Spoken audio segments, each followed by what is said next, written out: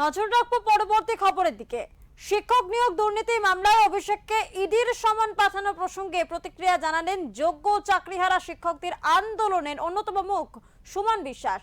তিনি বলেন, শিক্ষক নিয়োগ দুর্নীতির ঘটনায় শুধুমাত্র মানিক ভট্টাচার্য বা তৎকালীন শিক্ষামন্ত্রী পার্থ চট্টোপাধ্যায় জড়িত ছিলেন না, এরা কেবলমাত্র বলির পাঠা হয়েছেন। এই দুর্নীতির পিছনে আরো বড় চক্র কাজ করেছে, যার সঙ্গে অভিষেক বন্দ্যোপাধ্যায়ের নাম উঠে আসছে। অতীতের প্রসঙ্গ টেনে সুমন বিশ্বাস বলেন, এরপর আইনের পথেই চলবে। তদন্তকারী সংস্থা তাদের নিজস্ব প্রক্রিয়ায় কাজ করবে।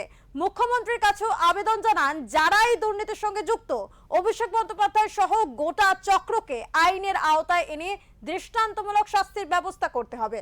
পাশাপাশি দুর্নীতির বিরুদ্ধে কঠোর বার্তা দিক সরকার, এমনটাই জানিয়েছেন সুমন বিশ্বাস।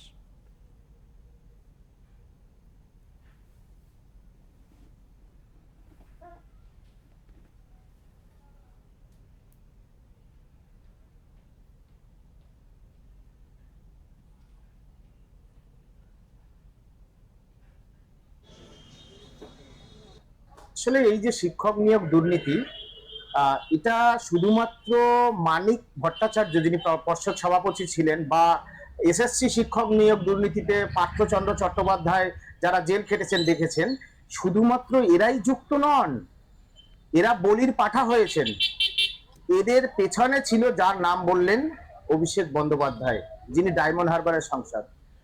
নির্দিষ্ট তথ্যের ভিত্তিতে সমন পাঠিয়েছে। আগামী দিনে আইনের আওতায় এনে নতুন যে সরকার জনগণের দ্বারা নির্বাচিত হয়েছে, মুখ্যমন্ত্রী শ্রী শুভেন্দু অধিকারী মহাশয়, তাদের কাছে চাকরিহারাদের পক্ষ থেকে আমাদের দীর্ঘদিনের যে দুর্নীতির বিরুদ্ধে যোগ্য চাকরি ফেরানোর লড়াই বা পশ্চিমবঙ্গের জনগণের মুক্তির লড়াই, এই যারা চাকরি চুরির সাথে যুক্ত অভিষেক বন্দ্যোপাধ্যায়রা তাদের আইনের আওতায় এনে উপযুক্ত শাস্তির ব্যবস্থা করুক, বাংলার মানুষকে দুর্নীতির বিরুদ্ধে বার্তা দিক এবং চাকরি চুরি দুর্নীতির সাথে যুক্ত থাকলে আইনের হাত যে কতটা কঠোর সেই বার্তা বিচারের মাধ্যমে যেন বাংলার মানুষ জানতে পারে।